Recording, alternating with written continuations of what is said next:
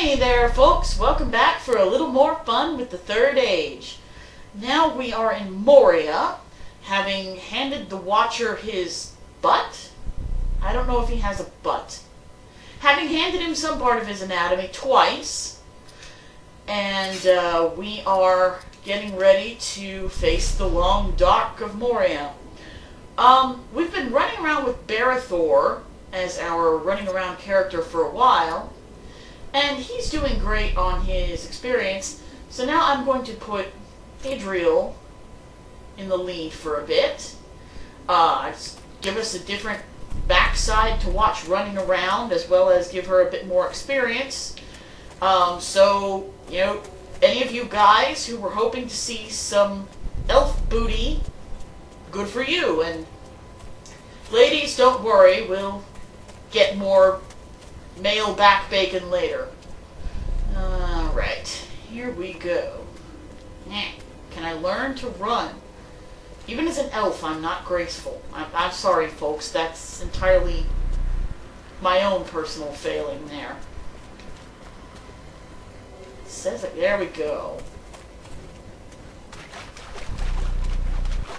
Now, the Watcher was the first boss that we have in this game. And as you noticed, he wasn't terribly difficult. The main thing that made him tough is the fact that you could only hit him at range. If you'd been able to hit him with melee attacks, he would have gone down pretty quickly and easily. But don't worry, things will get exponentially more difficult later. So let's just check and see what quests they've got for us rolling right now. Oh, I've already completed 20% of this chapter, and I just started it. Dang. Oh, I beat up the Watcher. And I have to find these runes that were mentioned before. Statues of 7 great dwarf lords. 7 is a number that in Tolkien is associated with a lot of things, but especially with the dwarves. There were 7 rings of the dwarves and 7 tribes of the dwarves, or families, if you will. And the thing is, though, they've been doing this in the new Hobbit movie, too. Oh, the 7 houses of the dwarves. Except the only one we ever hear about in the stories of... Let's see, who's got the least health? Idriel. In the stories of Middle-earth that we know, in The Hobbit and The Lord of the Rings and the Silmarillion, the only ones we ever hear about are the House of Durin.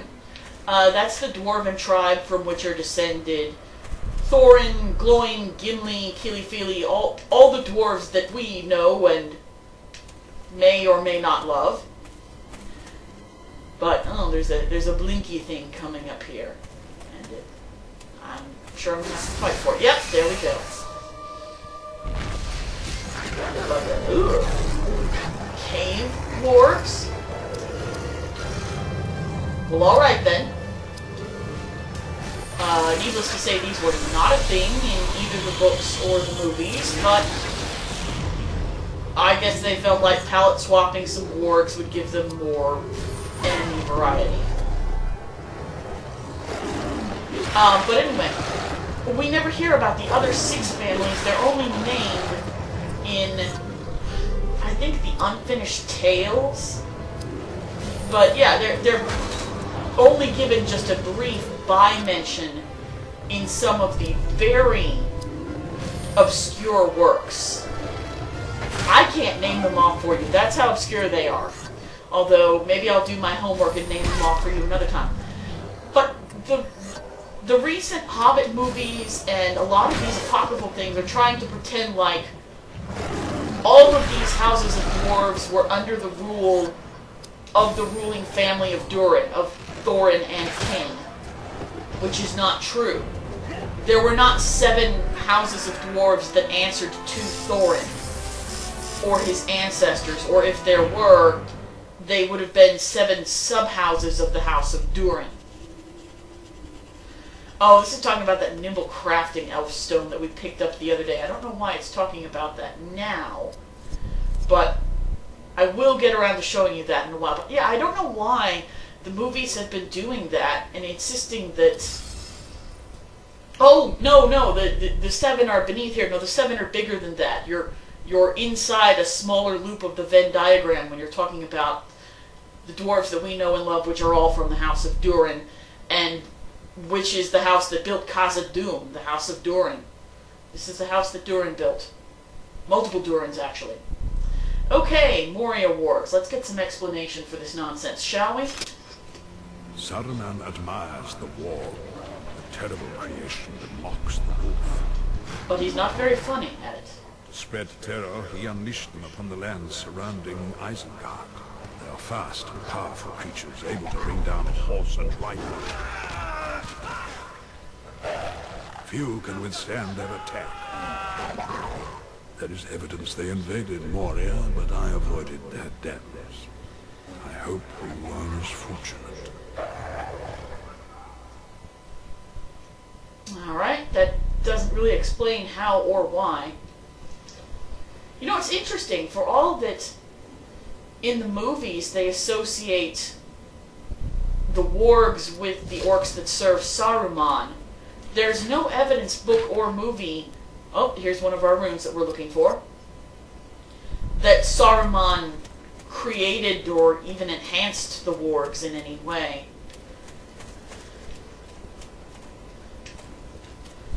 Alright, come on. Hey! Yes, I want to save my game. When do I ever not want to save my game? I guess maybe if I did something phenomenally stupid, I might want to not save my game.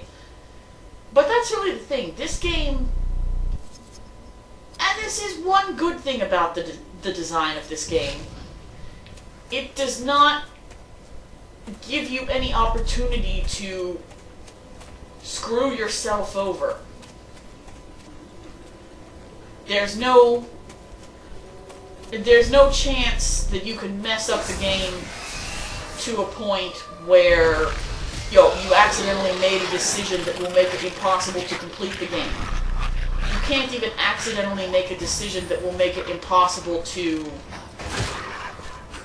get a desired outcome beyond the immediate. Yes, you can make decisions that will make it impossible to win the fight that you're in, but they won't. You'll realize that immediately. It won't be a decision that has impact, say, an hour down the road and you don't realize you've walked into a blind corridor. But that's largely because the game doesn't let you make many decisions at all. I class it as an RPG primarily because I don't know what else to call it.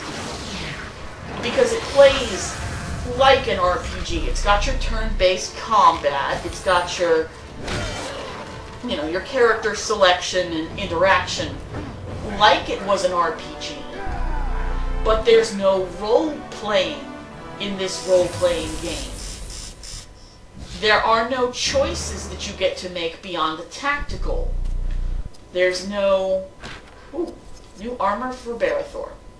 There's no... options about character interaction, although there will be a love triangle later. It's more like a strange love,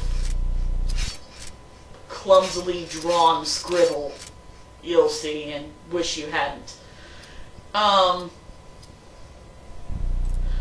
But you don't get to make any choices about that. You don't get to say, you have no say in how it plays out.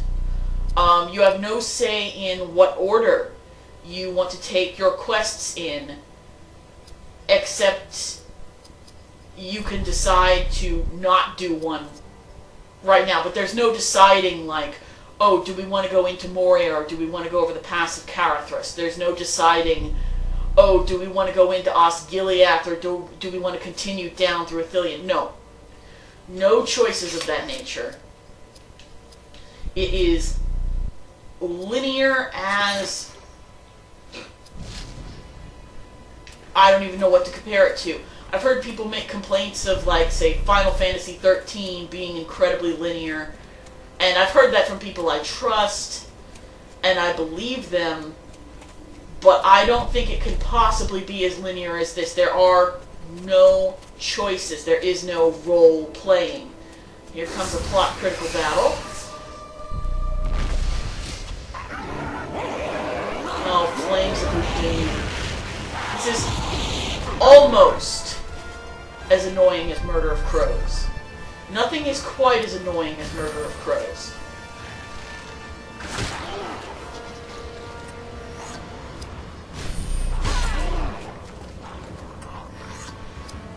And along with there not being any choices to be made, you'll notice that as we've gone on, we get loot and we get skills, but we don't get any sort of money. There is no money in this game because there are no shops. There's nothing to spend it on. There's no real... There are side quests in the sense that you don't have to finish every single one of the minor quests as you go on. But it's kind of hard not to, because it's not like there are optional dungeons or something like that. It's not like you're going to pass it by anyway. You might as well do it. And in fact, you're likely to do it purely by accident, without even intentionally going after every last,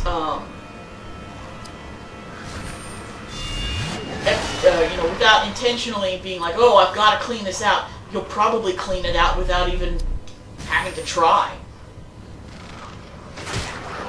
But yeah, there's no, like, optional extra dungeons or things like that. It's just follow the line.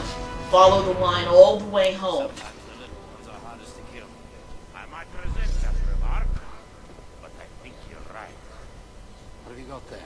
It would appear we have discovered the last delving of the dwarves. Great big building. And that mine would likely lead us to the other side of the mountain, would it not? So what do we do? Let us follow it. Why would it lead you to the other side of the mountain?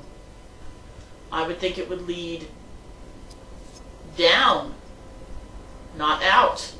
It would go where the veins of mithril are, you know, the whole delving too greedily and too deep and things that you don't want to run into. Logic. It has no power here. Now let's see what Bilbo's got to tell us about mithril weapons and warfare. I hate it when people don't use the Oxford comma. I know some people don't consider it proper, but I like it. You don't care. I see you found your way deep into Moria's mithril mines. That was the true wealth of this realm. Hard as dragon scales, but light as a feather.